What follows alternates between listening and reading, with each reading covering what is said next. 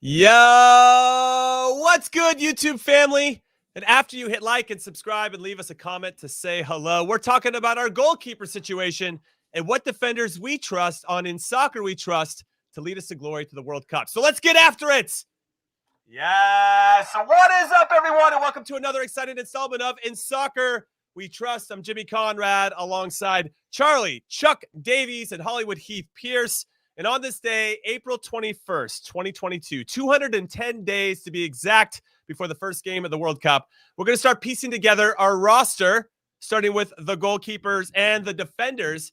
But first, I think we have to discuss some breaking news, as it's been reported that U.S. men's national team defender Chris Richards has been ruled out for the rest of the season in the Bundesliga with Hoffenheim after a thigh injury that he suffered against Greuther Fürth. And he was only playing his third match back for Hoffenheim after a 3-month absence when he suffered an ankle injury against Canada with the U.S. men's national team back in January. He's missed 8 matches in those 3 months, as well as forced to sit out matches against Honduras, Mexico, Panama, and Costa Rica.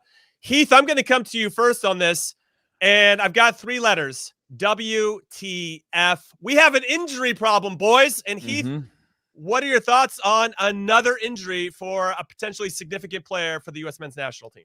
Yeah, I mean, it's concerning. It's funny when that came out, I was like, started to rack my brain in a very non-scientific way of like, do we raise our young youth to play too many games and too many minutes? Is this like a systemic thing that we've got to address? But yeah, it's just unfortunate, and we're seeing this more and more. Not so much injuries, because we've all gone through injuries where it's the 4 to 6 weeker, and maybe it happens once every other season or something like that. But they're like back to back. They're like mounting injuries where you go from a Christian Pulisic gets injured the first time to thinking, oh no, is he one of these players that's always going to be injured? And that's a scary thought when you start to think about how many of our players continuously have reoccurring injuries, whether related or unrelated to the previous injury.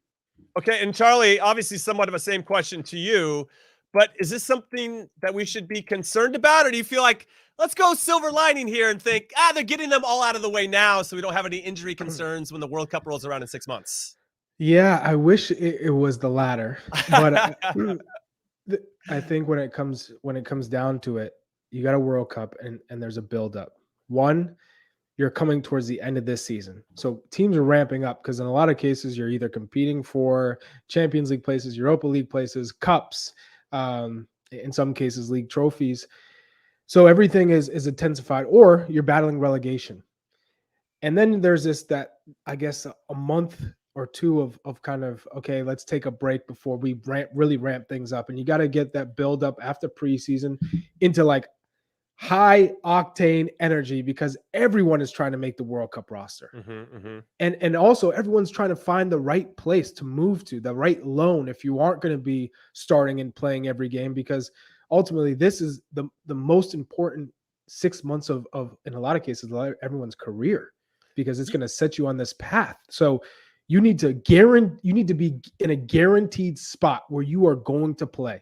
You're going to get the opportunity to play. Now, if you start 6 to 10 games and you don't do it, you're going to get changed. But at least you have that opportunity. So it's a really crucial time where you have to look after yourself, and the mental health aspect, the physical health aspect. It's really difficult. And if you're battling already with nagging injuries and recovery, it's only going to get tougher.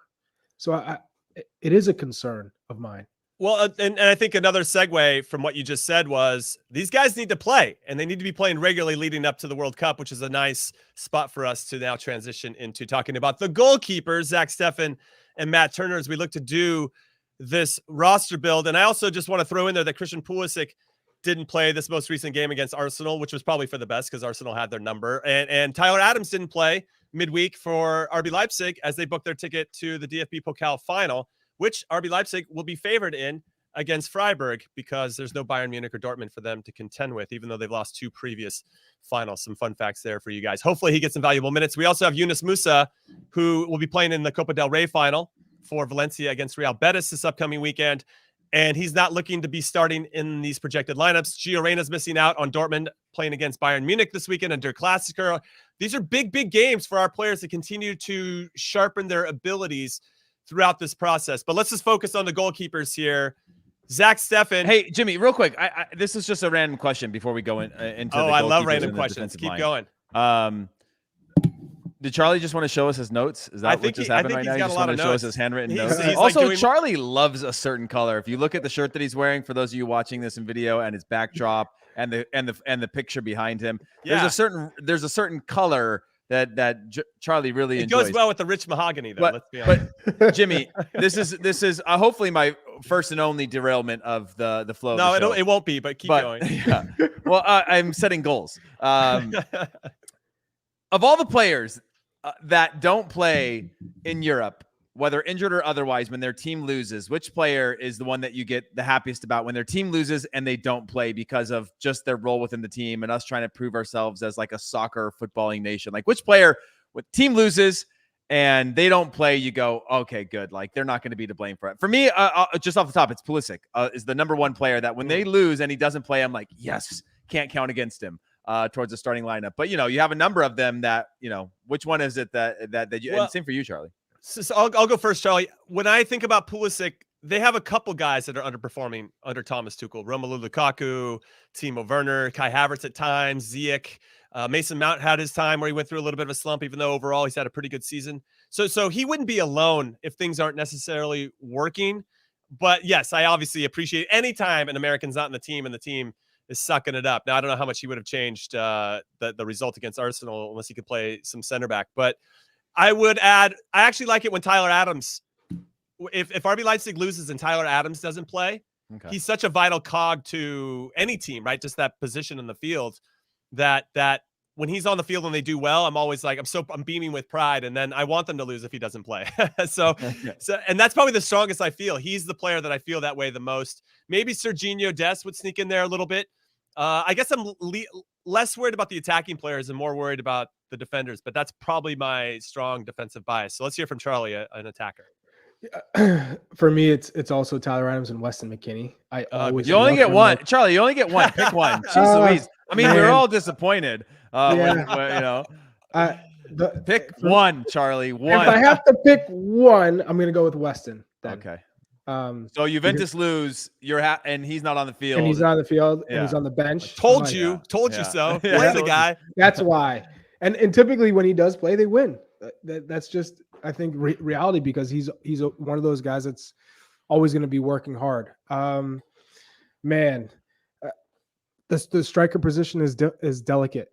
I mean, you look at what Ricardo Pepi's having to deal with as a youngster playing in Europe, and it seems like his team is on the rise and going to stay up in the Bundesliga, which I think will be great for him because now he has that experience under his belt and the team can trust in him. They know what they're going to get from him. He'll have a summer too, right? He'll have a proper offseason to work with them as well. But yeah, exactly. So that's kind of where I'm looking right now, because if you look at the striker position across Europe, we don't really have anyone who, is really turning heads unless Jordan Pifo puts himself in a different league and gets, I think that's the only way he's going to rise up this ladder, because I think he's plateaued in Switzerland. And so now for someone who's scoring goals regularly at Young Boys, the only, I think, logical move is going to Liga, going to Bundesliga. And I think it's just those two leagues really. And playing on a club that is competing in those top leagues. No, I think that's a good shout. And I'm curious, it's a crazy summer in general for the transfer market with, Mbappe and Haaland and all the big names, but then all the American players. I mean, for all the things that we're talking about, they have to go find valuable minutes. Do I want to see Pulisic go into a Southampton so he can start every game instead of, I don't know, is that what we'd want with somebody? I mean, I guess Zack Steffan, the goalkeepers feel a little bit different because they just need minutes. They need to see shots. They need to be able to hopefully elevate the defense in front of them to play well. And I think there's more for them to gain by playing on a team where they'll get more minutes. And we saw it with Ramsdale and other goalkeepers that are starting to emerge. Like they went and prove themselves at maybe a quote unquote smaller club so they get that chance with the first club. And now we want to translate that into performances with the national team. So I guess from a goalkeeper position, I don't know. I think Zack Steffan needs to leave Manchester City. I know that he had, quote unquote, a disaster in the FA Cup semifinals against Liverpool. Didn't shower himself with glory. I don't want to make any excuses for anybody, but I do want to mention that 6 goals were scored in that game. and all 6 happened on one half with sun in the eyes for both defenders and goalkeepers. I do Jim, find that to be interesting. Go ahead. Jimmy, I will add this though too. Let's not pretend like Ederson or Alisson hasn't made a similar mistake, right? Agreed. When a keeper's play out of the back, I don't care who you are, you're a keeper. There's no room for error. If you're a midfielder, if you're a striker, you can try and play a killer ball. You can try things and they don't work. You're not punished. As a keeper, that's the price you pay. And for a lot of managers out there, they want their keepers to play. They want their keepers to get on the ball. So that's the risk that you kind of are forced to kind of overcome. And in a lot of cases, it's going to happen to you if you're a keeper. It's just going to happen. Especially if you have a philosophy from Pep Guardiola, the manager, who expects that out of you, to be someone that can be very. Well, he was brought there because he's comfortable on the ball, right? That was one of the things that he was good at. That's why he was brought there. My issue comes down to more like it more highlights the need for him to have more reps, because if it's based on repetitions, making a crucial error based on the amount of balls that you're playing out of back is a much larger percentage than an Ederson who's going to do it, once or twice in a season. It's going to be probably in a big moment as well, but it's going to be able to be sort of balanced out over like, hey, eventually it's going to happen, kind of the playing with fire, you're going to get burned eventually. Games. Yeah. But for Zack Steffan getting a small run of games to have a mistake like that, you go, well, look at that. What's the reason behind that? Is it because he made a mistake at a bad time, or is it because it's a lack of minutes and sharpness that I think, we have to analyze through? So I think we have that caveat. We understand he's got a short sample size to prove himself. But then we have a comment here from Ozzy, and I appreciate your insight here. He says, they've made mistakes, but if you're a bench warmer, the one time you get your chance, you have to set up. Steffen not cutting it. But don't you feel like if you know that that's the premise, that he only has a small window to prove himself, that he has to be perfect, where to your guys' points, other guys can have more time to make mistakes and to work through those mistakes. It feels a little unfair to hold them to that standard when you're not holding the other guys to the same standard, because they have more room to breathe. And you're like, well, it's Ederson, it's Alisson. But Zack Steffan hasn't had those run of games to really earn that same type of trust. It's a really tricky situation, Charlie. In the same breath, though, they were in that same situation and they took their chance. So I would say, yeah, it's unfair, but that's the reality. That's how things are. You have to earn your way up, and you have to get your chance and take it. And so I saw in the comments the more concerning part was getting beat near post, and we've seen that in World Cup qualifying as well. So some of the shots that have gone in and found the back of the net, I think the keepers could have done better with. Matt Turner had his moment in Panama, which you're like, that keeper's got to make that save. And Zack Steffan, we've seen that a couple of times. So it's not so much, I'm not worried at all about keepers playing with their feet. At the end of the day, in the World Cup, probably defenders are going to be launching that thing down into the channels. Like, let's be real. Or they're going to play forward. They're not going to use the keeper like they do at Manchester City. He's available, but ultimately it's probably going to be played forward. I think the concerning part for me is these goalies are in the goal for shot stopping. But if you're making mistakes and taking the wrong angles and giving up goals at your near post, that's what's concerning for me. Or coming out for the ball and mistiming it.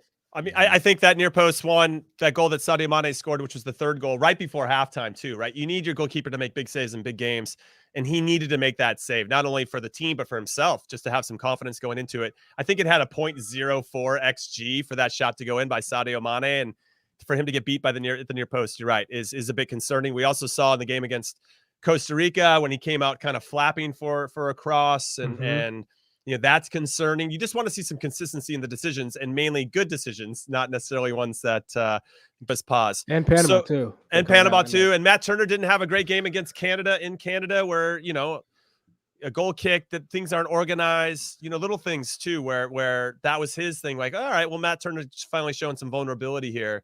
I think this position is wide open. So let's say, Heath Pierce, we're 210 days now in advance. Who are you starting in the World Cup? And then also, while you're kind of giving me the big overarching theme, who do you go with in these June friendlies, assuming Matt Turner is healthy? Because I would try to go to Steffen as soon as possible to say, hey, I got your back.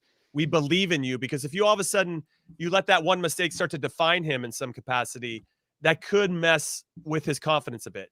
Yeah, I mean, I still stick with Steffen just because I think it's he's at an age now, and he's at a point where he's got to spread his wings and fly. We saw this actually. If you go back to Tim Howard to Manchester United, different circumstances, because Tim was given the #1 job and then lost the job, and then ended up making that eventual move to Everton, where he became a massive star for the club, right? And just settling into a club that was the right situation, the right size, with the right ambition, playing in Europe, but where he could own that spot and took his chance and never looked back. I think Zack Steffen's getting that point now where he's got to embrace that discomfort of having to go somewhere else. Now, the other issue with Zack Steffan is health, right? We've seen that throughout qualifying. We've seen that at Man City, these back spasms, these different issues that he has.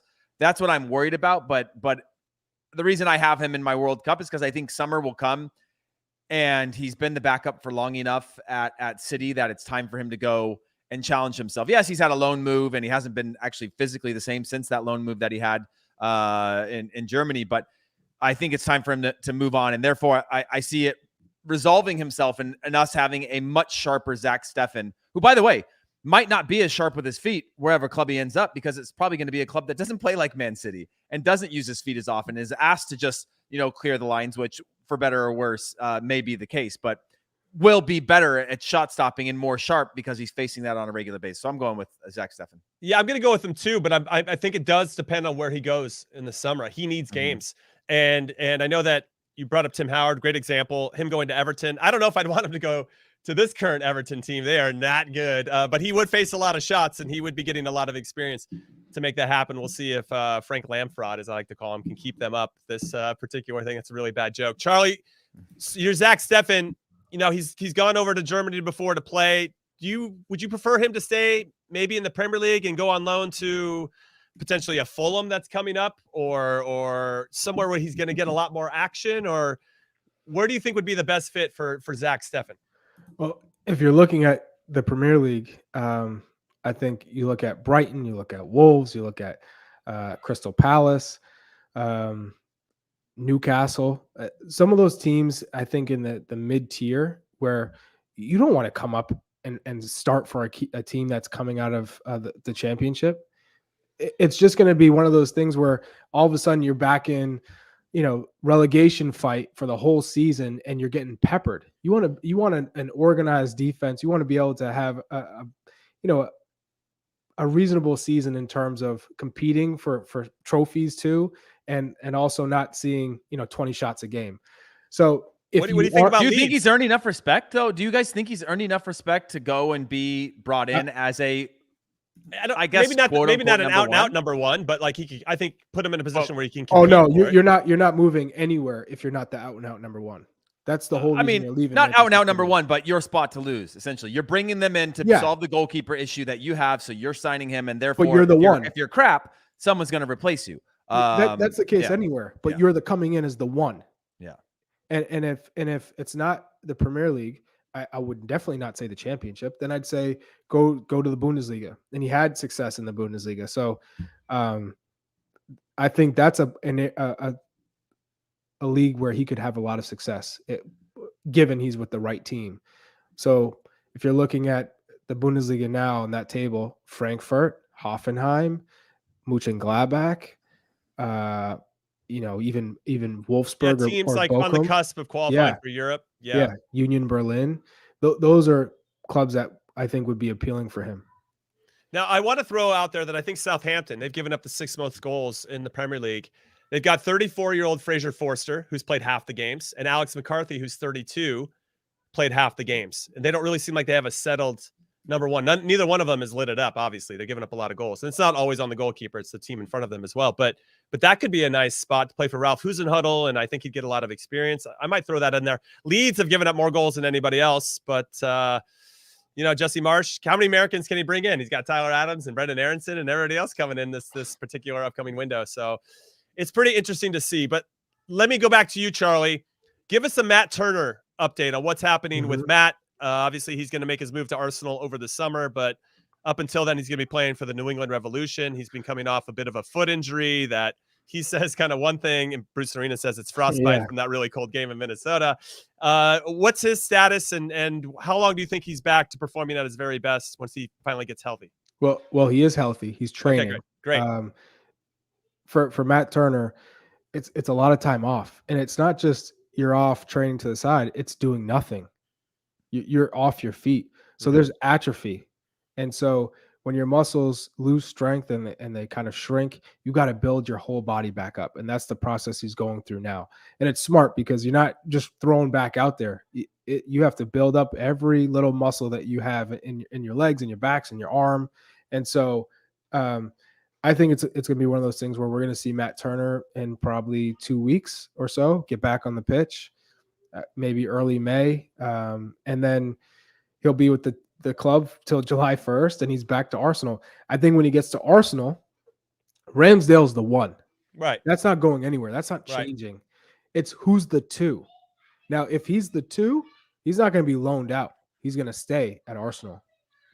If he's the 3 or the 4, and I don't think that would be the case, but if he's the 3, there's also a decent chance that he could get loaned out. Now, if that's to the championship. Why does somebody sign him then? Like, I don't understand why they go after a Matt Turner.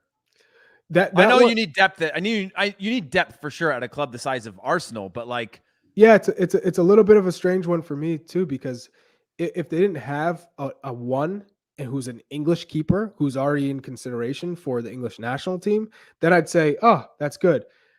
But this is a case where you're going to be behind a young English national team keeper. This is not the only way you're playing is if he is really poor for a long time or he's injured. That's it. So the only upside that you have is that you're playing at Arsenal. You're collecting a big paycheck similar to the same position as Zack Steffan. You're not playing over Ederson.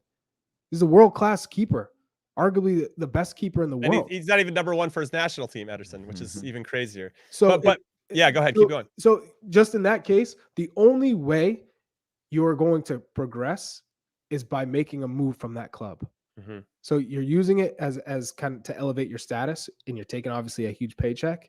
You're training great. You're playing reserve games, cup games in some cases, but the only way you can continue to evolve and maximize your potential is by making a move from that club. Yeah, I think this is a new experience, Heath, for Matt Turner, and an adventure that I think will help him elevate his game. Now, if we're 2 years into this, like we are with Zack Steffan, and it's kind of more of the same, and we haven't seen him maybe take those big steps that we know he's capable of, but maybe he's not doing it as consistently as we like. Matt Turner's new into this part of his journey. So I think that'll still be a version of Matt Turner that even if he's not getting regular minutes, I still think he'll be up for it and ready to perform. That's my 2 cents on that one. But now, because it still feels a little gray as to who our proper number 1 is for the national team, eyes have been naturally turning to Gaga Slonina, maybe our best young talented goalkeeper in our pipeline in this country, 17-year-old Chicago Fire. There's no question. Already playing super well for Chicago this particular season. And the Polish national team coach, because he can play for Poland as well, everybody, flew over to Chicago. Well, first to New England, Jimmy. First to New England? He was at the game for New England Revolution versus Charlotte, and he was watching Adam Buksa versus Federski. So his 2, backup strikers to Lewandowski were playing against each other. And so I watched him, just watching the game. He was hanging out with the Revolution coaching staff, and now he's obviously going to check out Gaga Slonina. So this is a big one. That's a problem. This is a problem. So Heath, I'm going to come to you on this because you've been on the Slonina hype train from the very beginning, and rightfully so. He's a tremendous talent. If you're Greg Berhalter, I say, dude, you're going to start the First Nations League game against El Salvador. We're going to cap tie your ass. Okay. That's one. Second, you're number 3 goalkeeper for the World Cup in 2022. I mean, you're going to the World Cup. Don't worry. You're going to go with us. That's one. Sean Johnson, unlucky, buddy. Like, we got the pressures like crushed us now. We got to take Gaga with us. And also, you're going to be legitimately competing to be the number 1 for the 2026 World Cup. And how cool would that be to be the number 1 in the World Cup that we're hosting? Could you make those types of promises to a 17-year-old at this point? I mean, we have plenty of kids that can play, but obviously he's the one that's emerged as an incredible talent. Yeah, I think you can make that promise, and maybe it's circumstantial based on your health and playing and all those kinds of things. But I would still bring him in and get him his games, like cap time for sure. You obviously want him to buy in, and not just cap tie for the sake of cap time. You want him to be fully in on the process. But of all the goalkeepers that I think could benefit out of games this summer for the national team, me as a fan, I'd still rather see Slonina over the other two that I kind of know what I'm going to get. Their You club talking Sean situations. Johnson, Horvath? Well, yeah, Sean Johnson. You know, I don't see the value of that, and even if he is your number 3, I still don't see the value of that versus Slonina. Yeah, Ethan Horvath, same thing. You know, I still think Slonina should have a shout. Now, there's still things about his game that are very indicative of a teenage kid who's getting matches. But if he is your future, you start working him in now. It's a little bit of a scary situation, you know, because I think Poland could probably promise him a lot more than the U.S.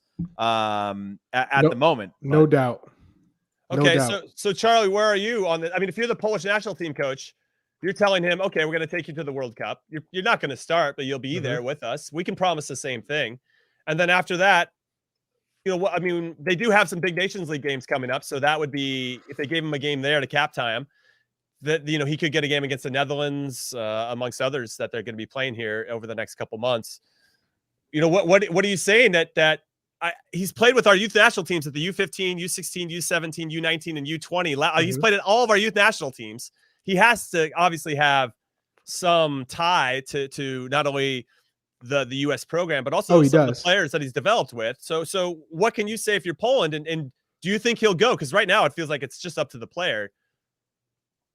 Well, I had the opportunity to speak to him last month. Well, you've been holding out on us. You could have started there, Charlie. Yeah, no, I was waiting. You know, I will say he is such a mature 17-year-old. I mean, he's wise beyond his years. He's focused. His preparation is, I think, second to none for a 17-year-old. He has his eyes on the future, and as well as the present. He's very focused, and he takes the game-to-game approach. What I will say is, just like Julian Green with Klinsmann, I think, you know, all these national teams were kind of out for Julian Green, whether it was Germany, and the promise of a World Cup spot, I think, is pretty strong. And I think that's what kind of moved him to go with the U.S. He saw a future. He saw myself, you know, being there for a long time. Look at what we've done for Yunus Musa. He had a number of opportunities. He could have waited, but he went with a guarantee, which was the U.S. men's national team now, not waiting for England and the chance to join England. It's now guaranteed opportunity and a future. Serginho Dest, guaranteed now and a future. And it's an exciting project. It's a number of young players looking to take U.S. soccer to a whole nother level together, right? And a World Cup coming in 2026. There's no better, I think, project to be a part of than the U.S. men's national team, considering all the potential. But for Gaga Slonina, you also have to look at my position. Zack Steffan is 27. Matt Turner and Ethan Horvath, 26. They're in front of me. That's young for a goalkeeper. One's at City, one's at Arsenal, one's at Nottingham Forest, and probably going to move from Nottingham Forest this summer. Okay. It's a mountain to climb. Mountain to climb. Well, I look at Poland's national team. They got Wojciech Szczesny, 32, plays at Juventus. So it's probably his last 32, World Cup. Yeah. You got Skorupski, who has got 6 caps. He plays for Bologna. I don't see why that would be his last World Cup, though, at 32. Szczesny? You know, okay, he'll be 36 and 26 then. But that's not even a guarantee if they get to a World Cup. Who I really like, though, is they got Jorkowski, who's got 1 cap. He plays for Fiorentina. He's a good goalkeeper. He's only 24. I would take Slonina over him. Yeah, I would too. They got Majecki as well. Chelsea was after him. I mean, it's not he's a great kid. He was going to be at a bigger club than all of them. Chelsea was after Matt Miazga as well. How did that go? I mean, it's not like, I don't know. I get it. Slonina for me is a much better prospect than Miazga. I feel like that. But they got Majecki as well. I'm just looking at Polish national team goalkeepers. He's 22. He plays for Monaco. So it's not like they're lacking options, the Polish national team, for young goalkeepers. Obviously, if you have a chance at taking a stab at a terrific young talent, why wouldn't you bring him in and try to get him into the system as soon as possible? But this would be, for me, this would be a really big miss. And I think a mark on Greg Berhalter, who's done an excellent job, I think, of recruiting players up until this point. Well, if we lost Slonina. Uniquely, though, countries have super talents at that age, and we tend to, and we always have, overhype a young super talent because he's playing. He's got some stats that go in his favor.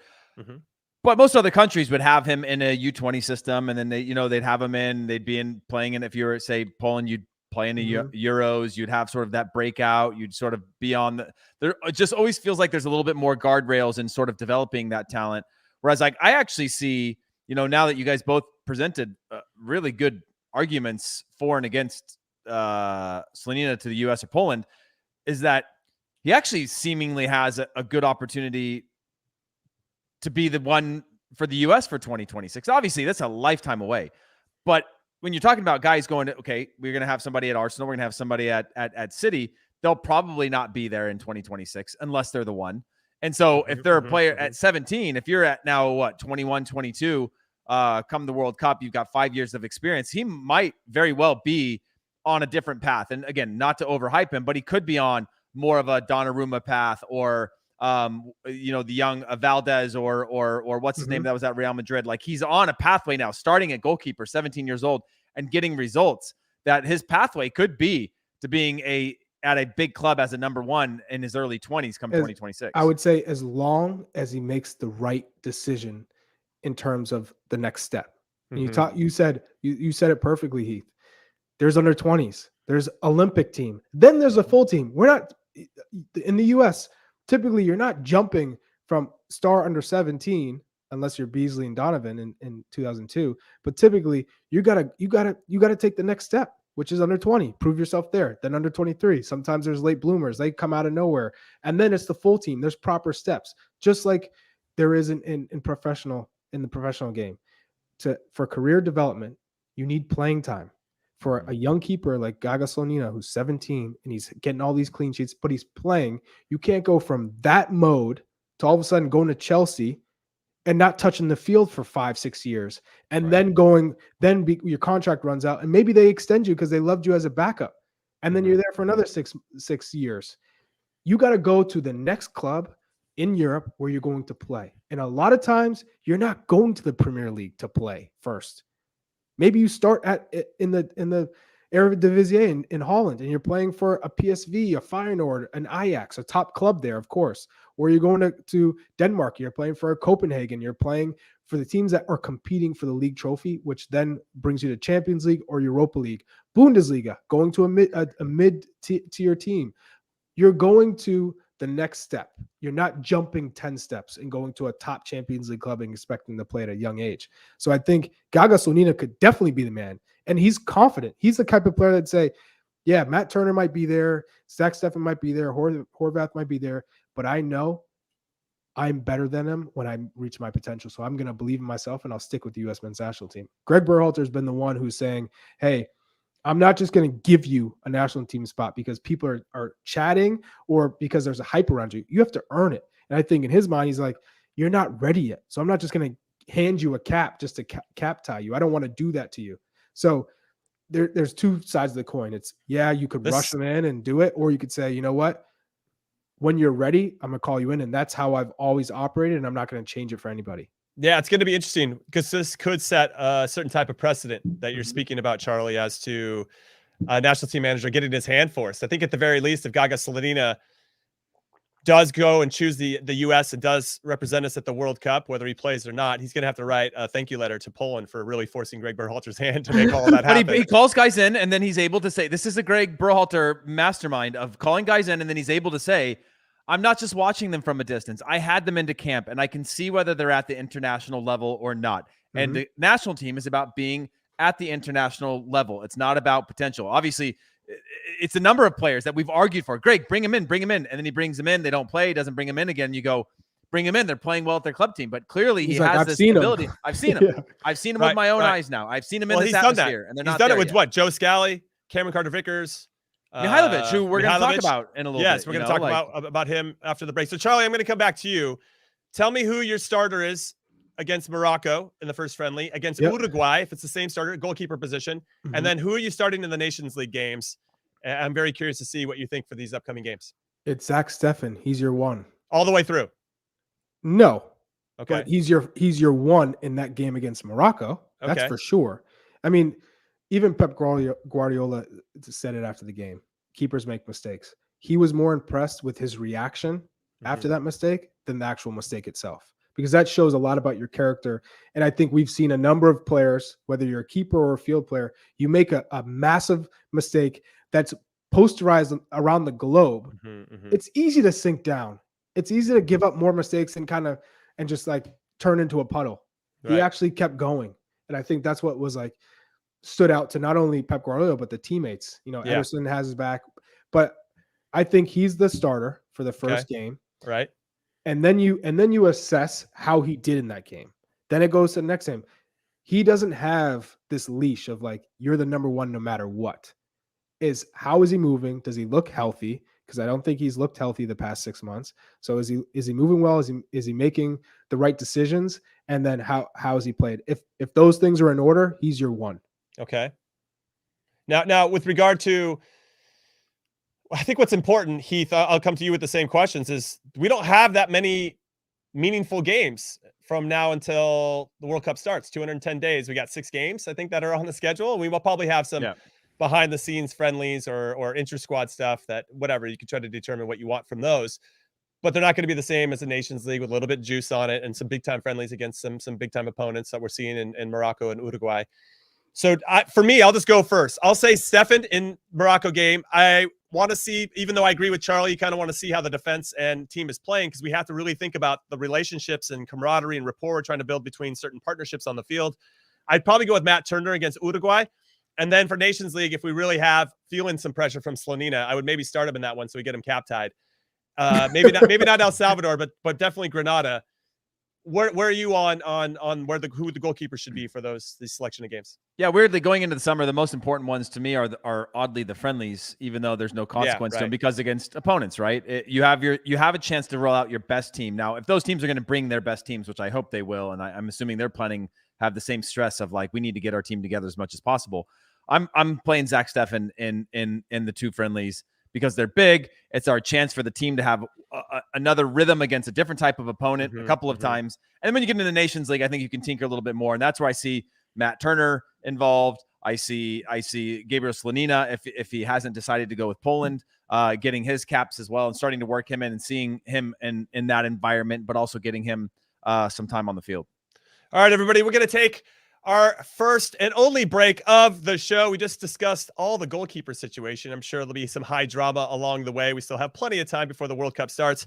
But when we return, we're going to talk about the defenders that we want to see in these upcoming friendlies, which ultimately will be probably the team and defenders we want to see for the World Cup itself. And we're going to talk about a special interview that our very own Hollywood Heath Pierce did with Georgi Mihailovic, who's on the outside looking in to try to get into this U.S. team. So don't go anywhere. Ladies and gentlemen, may I have your attention? I am honored to be here. My appointment is a 4-year sentence term. They want to turn me into a Black Martha Stewart? You kept your political dreams a secret from me. I'm your wife, not one of your girlfriends. I'll choose my causes. Understood? Madam First Lady.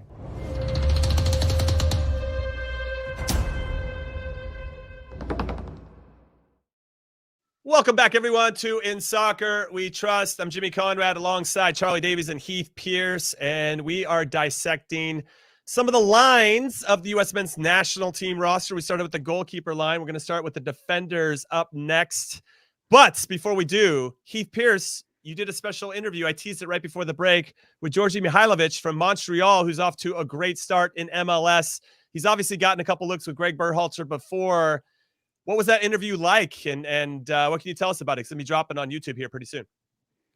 Well, it was great. I mean, he's just in a unique position right now. Obviously, he's in MVP candidate form. And truly is. If you've watched him play this year, take his stats out of it. He's got pretty solid stats as well. He talks a lot about, his conversation with Greg Berhalter, what his focuses are on this upcoming season, and just sort of what it's like to be in this player pool, knowing that there's a lot of people saying he should be called in, kind of his relationship with the national team, his career ambitions. We kind of cover the whole gambit, and he's a really interesting interview. Obviously, a homegrown player and coming through Chicago, having to sort of step out on his own for the first time with Montreal now, but incredible form. Just a number of really fun topics that are really interesting.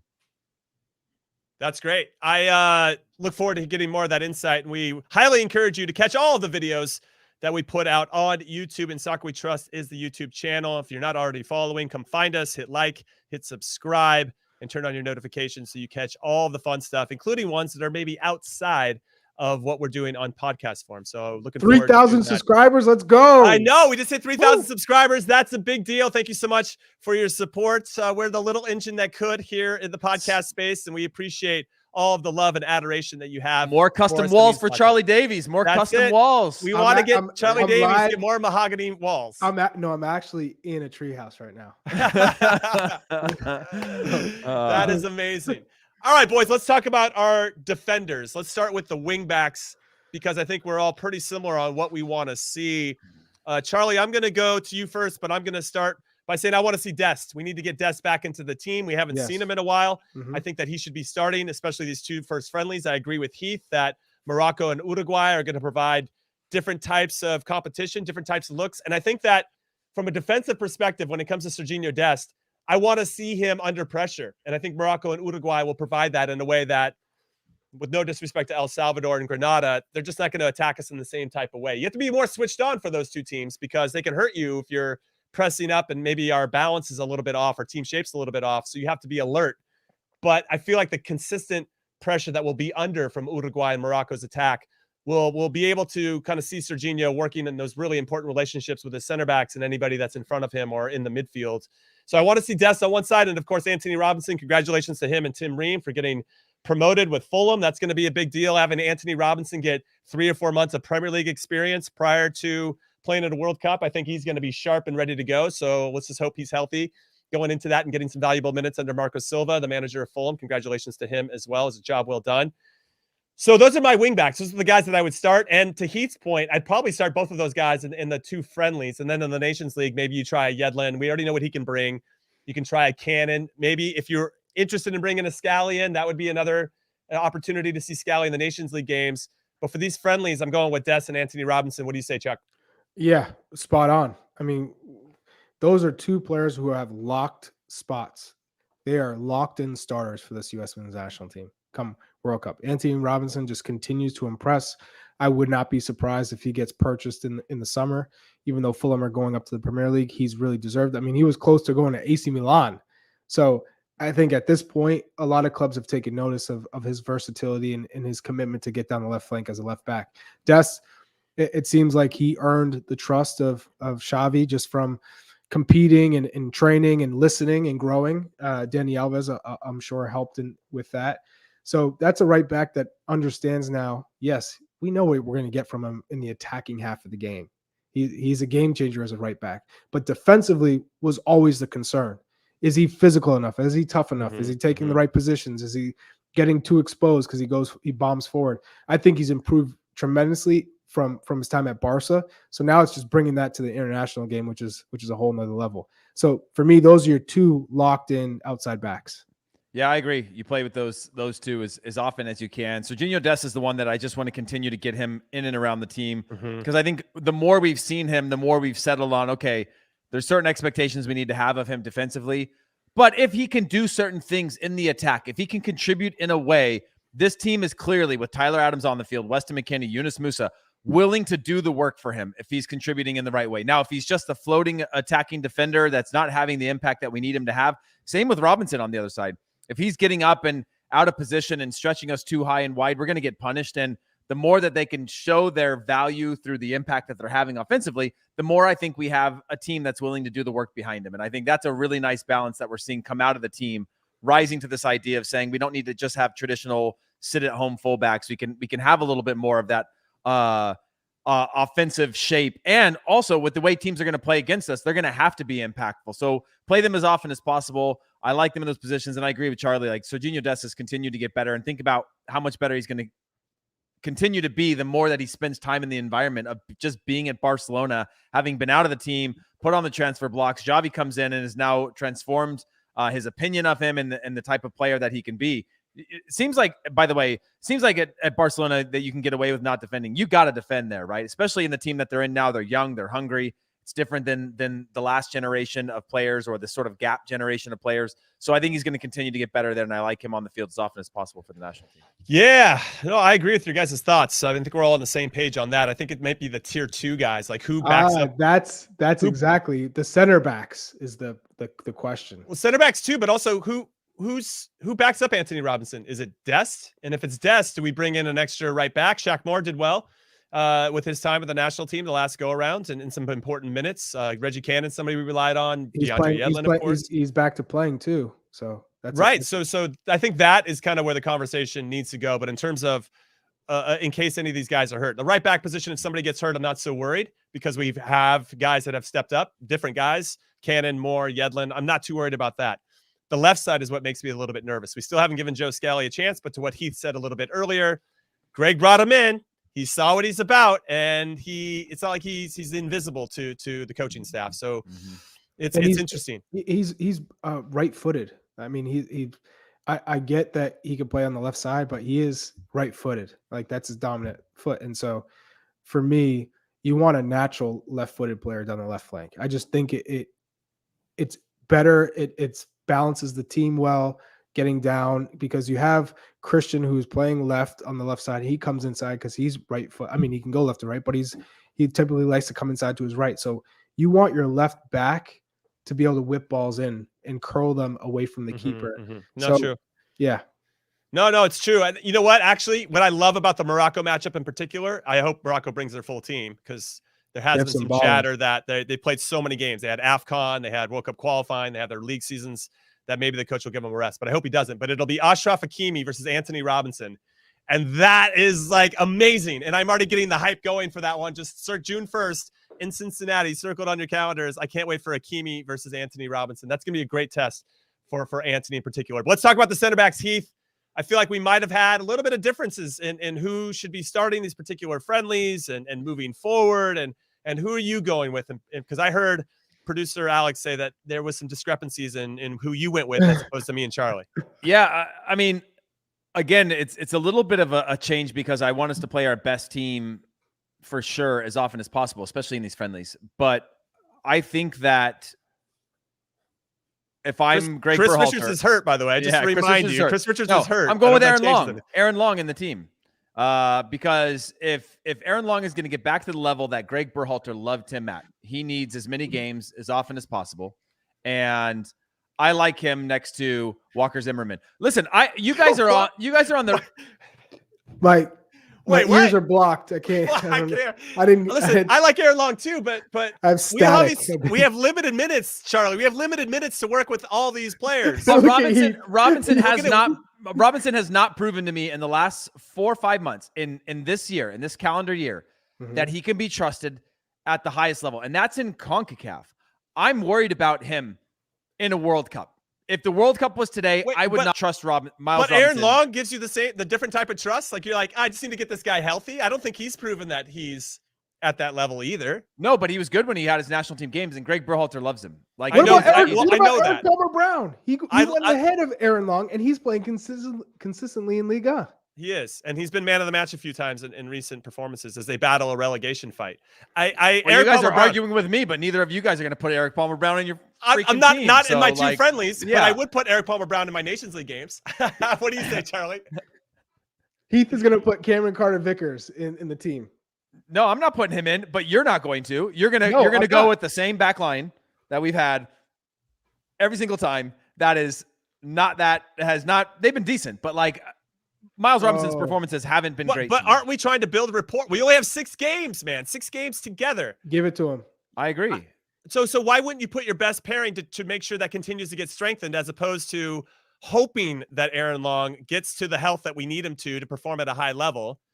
Maybe you give him 45 minutes against because Morocco March to June, Uruguay. I think is a big amount of time for somebody coming back from an injury trying to get back to that highest level. So you give Aaron Long, then June to November. You give Aaron Long those 2. You give him both friendlies.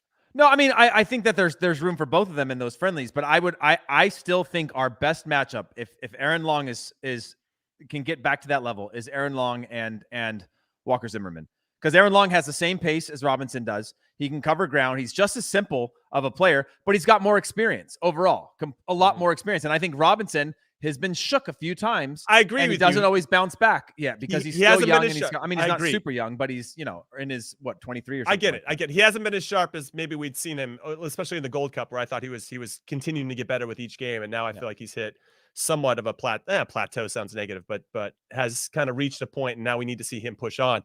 Now, Charlie, if you wanted to split that up, say we go with Heath and we find this compromise, would you give Miles the Morocco game? They have Enesri up top, plays for Sevilla, scored a bunch of goals for his country. Obviously, if he's healthy, very dynamic player and can do a lot of different things, right? He can run in behind. He can hold the ball up. He's good at creating space in the box. Or would you give him, or conversely, would you give Aaron Long, Uruguay, or vice versa? With Uruguay's probably going to have Darwin Nunez, who is one of the hottest young strikers in all of Europe for Benfica, scored against Liverpool a couple times, and just a tremendous talent. And then you have Cavani and Suarez. You got some experienced guys up top. I mean, these are important. These are really important friendlies for our center back pairings in particular, because we're playing against some very, very good players in this. I don't even want to hear center back pairings. I want to hear the whole back line. The whole back line being consistent and knowing I like that. Whether it's Dest, because Dest hasn't always been there, but Anthony Robinson and Dest partnered with Walker Zimmerman and Miles Robinson. That's the best back line right now. That's who's going to play.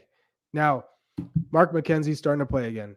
I think Eric Palmer Brown has done a fantastic job, and he's earning plaudits in France, and it's a very difficult league to play in, and he's playing consistently. So his I think his ability is only leveling up. John Brooks, I think he's out of it. I think Cameron Carter-Vickers is not going to be involved. I just think, Greg has seen him, and I just don't think he rates him. So he can play in as many. He doesn't have the feet. He just doesn't Scottish have the feet. Cups as you want. So ultimately, you look at Miles Robinson and Chris Richards. I think Chris Richards was the one who was going to push Miles off the team, but he's injured. And now it's going to be a long uphill battle to get back to not only full health, but also your best form. That takes, as long as you are out, sometimes it takes twice as long to get back to your form. So I think it's clearly, for me, Miles Robinson and Walker Zimmerman. I'm the same because I want them to get those reps in high pressure situations. And to your point, Charlie, developing those communication skills with our outside backs, right? Mm-hmm. You still have to have that movement. And of course, with whoever sits in front, Tyler Adams or whatever, block passing lanes, how we step, how we move, how do we drop? When Anthony Robinson bombs forward, how are we organizing, bringing Serginho Dest back and vice versa? Heath, do you not? I know you see the value in that, but you still feel like Aaron Long I see the is value the in that. But I mean, I just think that based on experience and based on the fact that I've seen, like, I was pure Miles Robinson. Like, I was like, this guy is going to be our star. Like, I had him above Walker Zimmerman if I was building my back line, just because he was making big plays. He's a threat in the box going forward. He had the ability to put out fires. His recovery speed was incredible. His positioning was pretty good. And then I just saw this shift in him. And going into comfortable? this Do you year, think it got too I don't think he got comfortable. I think he got a little shook and hasn't come out of that shell again of trusting his instincts, of playing at the speed that he needs to be able to play. And at the international level, and we're going to see that in these friendlies, you second guess for a second. We saw that with John Anthony Brooks getting pulled out of positions. You get beat, game's over. Like, you're now down a goal, right? And Miles Robinson, I haven't seen his, and it's more than just watching his reactions. It's a little bit of body language. It's a little bit of, like, when he's chest out, like chin up and kind of owning a back line versus when he's a little bit, almost feels a little timid. And I worry about that, because we've all been in situations where you don't feel at your best. Whereas Aaron Long at his best and has the same exact tools, except a little bit more of a well to go back to if things aren't going well, right? A little bit of a more experience to tap into and say, okay, not my day. Just hit a long switch out of bounds. I just got beat on the dribble with this guy. I've got to dial all of this back on a day like this just to show that I can be impactful for this team, simplify my game, as opposed to just caving in and having what could be a poor match, which could cost the team a result. Okay, so Heath, I'm going right back to you on this. Who are your 4 center backs that you're taking to the World Cup? 4 center backs. I assume you might be able to bring one more if they expand the rosters to 26, but this is really hard right now, just because, like, well, I need a little bit more parameters, because we have injured players. We have, like, let's assume everybody's healthy. Everyone's healthy. Everyone's healthy. Okay. 4 center backs. I mean, Miles Robinson.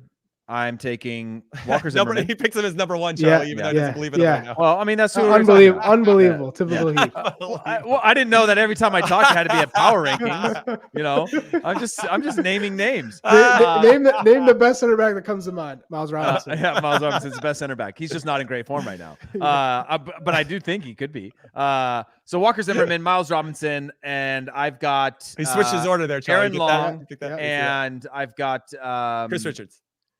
Man, this is where it's really hard. Yeah, Mackenzie. Cameron Carter-Vickers. Matt Miazga. I mean, not Cameron Carter-Vickers. John Brooks. No. I mean, the fourth one is my hardest because I think we're taking more than 4. Do you think you're taking more than 4 center backs? Well, I think that you have the ability to take a 5th for sure if with an expanded roster. If not, I still think that if you're looking at a what's his name that's playing in France right now? I'm blanking on his name. Eric Palmer Brown. Eric Palmer Brown, who could play as in a back 3 or a back 4, right and as a right back. Like he's on my 4. Again, you're talking about depth of coverage where you can say, okay, this is a guy that now maybe I don't need to bring too many in others. Like it just becomes a hybrid that's worth 1.5 positions, and maybe as you start to go through that breakdown to get to 26 or even 23, you now have a little bit more of a luxury. So he's one that I would actually pick if I'm going with 5, because I think you go with 5 in that one. And then the 4th is Chris Richards. I think he's above Mark McKenzie right now. I think he's above James Sands right now. I think he's above. I'm trying to think of anybody else who could potentially be in that pool. Cameron Carter-Vickers as well. Yeah.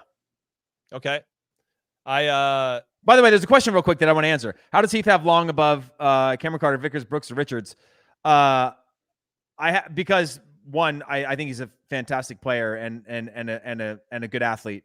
And I think that we've decided as a national team that John Anthony Brooks being good on the ball is not as valuable as having good defenders that can cover ground, athletic defenders. And I think we've decided as a national team, when I'm talking about Cameron Carter-Vickers is great in that simple center back situation as well. But he's the worst of all of them with his feet. And we need somebody who at least can do the things of connecting lines on passes. We don't need, I would love to have a John Anthony Brooks in every position where he can spray the ball all over, comfortable under pressure, break lines on the dribble, those types of things that John Anthony Brooks brings. But I don't think he's in Greg's plans. And I think that he's a little bit of a liability in the way that we want to play defensively. Same with Brooks. And then Richards, I think he makes the team. But I've just seen so little of Richards to really see him have a breakout performance where I go, okay, that's it. I do think he has potential. I think the summer will dictate a lot of how we're feeling about a lot of these players, including the center backs. Charlie, how about you? Who are your 4 center backs you're taking? And then maybe give me a 5th if we take an expanded roster. Definitely Walker Zimmerman and Miles Robinson, the 2 starters. Then I'm going to bring Eric Palmer Brown and Chris Richards. Those are my 4. The 5th one. I love the sigh. The 5th one is probably going to be Aaron. And you know, the funny thing is, if you go back 2.5 years, Aaron Long was the first center back on the team sheet.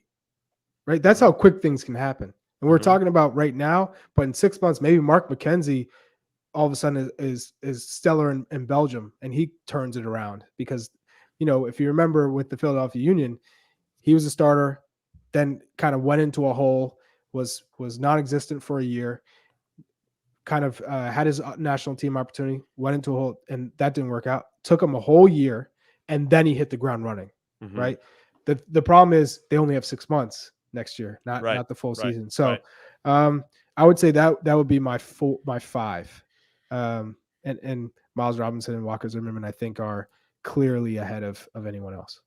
Yeah, I'm in agreement with you. I think that I like that 4. I think Chris Richards will ultimately solidify his spot, not as a starter, but as a competent backup for us. And then I agree. I think Aaron Long will be the 5th. I like Eric Palmer Brown. To give everybody some context, he's playing with Troyes in Liga. He didn't really get to play too much. He's on loan from Manchester City, but he finally got into like last 14, 15 games. Last 2 of the last 6, he's been man of the match, even though his team has only scored 30 goals in 33 games.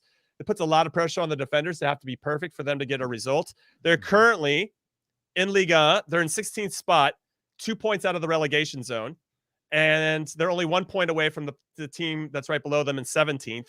There's a whole bunch of teams that are like very close. So I almost think it comes down to what happens. Because if he can stay with Troyes and they stay up, then he's in a good competition. They're obviously trusting him in big matches now. And I think he could, again, to use your phrase, Charlie, hit the ground running into the next season and really build upon what he's done this year. But if they get relegated, that gives me a little bit of cause for concern, because that means he'll probably have to find another team.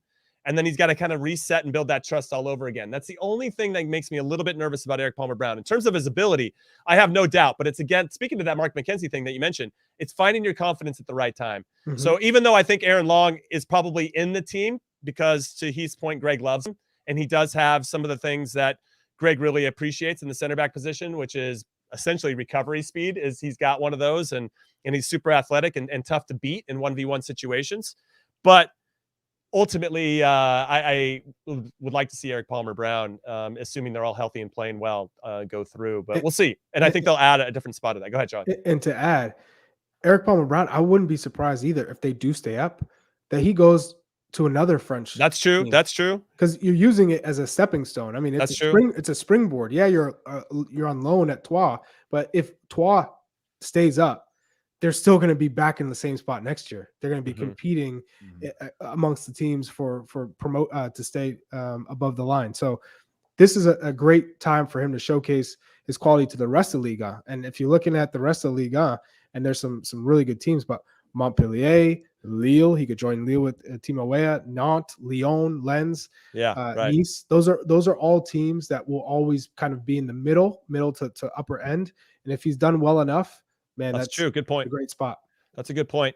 Yeah, there's a lot that we're going to have to unpack, I think, especially over the summer. There's a lot of these players in every position in Let's our national go. team. But it's going to be exciting. It's going to be exciting.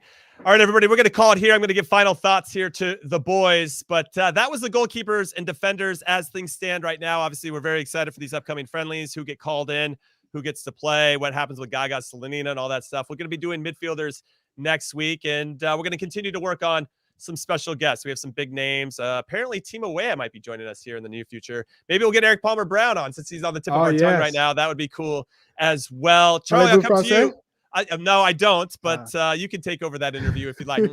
Charlie, come to you first. Final thoughts about anything you want to discuss, U.S. men's national team related, or anything we discussed today. I feel confident that we have our backline set in order.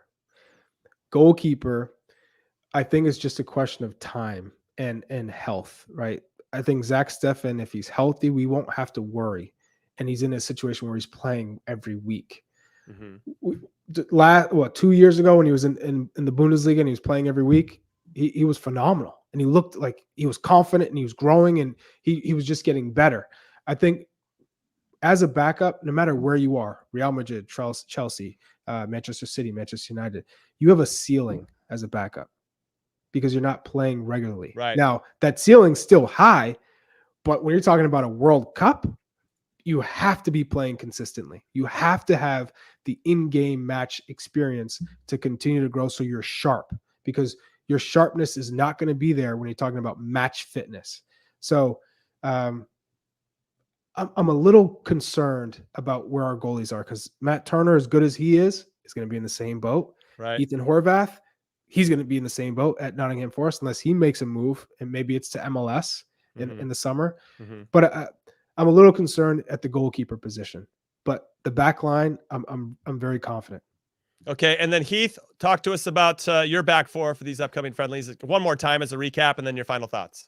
Yeah, my back four is same as your guys. I want to get Aaron Long some more valuable minutes. And my closing thoughts to this is that 6 months out, it's a lifetime for some of these players, and a lot of circumstances that need to be solved and filled. And again, I still think there's room for a few people to emerge at a level that we haven't seen from them yet. But I do agree with Charlie that it's about getting our best 11 on the field and starting to zero in on what our best 11, not even 11, but 13, 14, because, God forbid you go with your best 11 and then a week before the World Cup that changes and you've got nobody, injury or whatever that could happen. So we've seen a number of guys that we all know miss out on World Cups due to injury leading up to it. and things change, so yeah, that's it.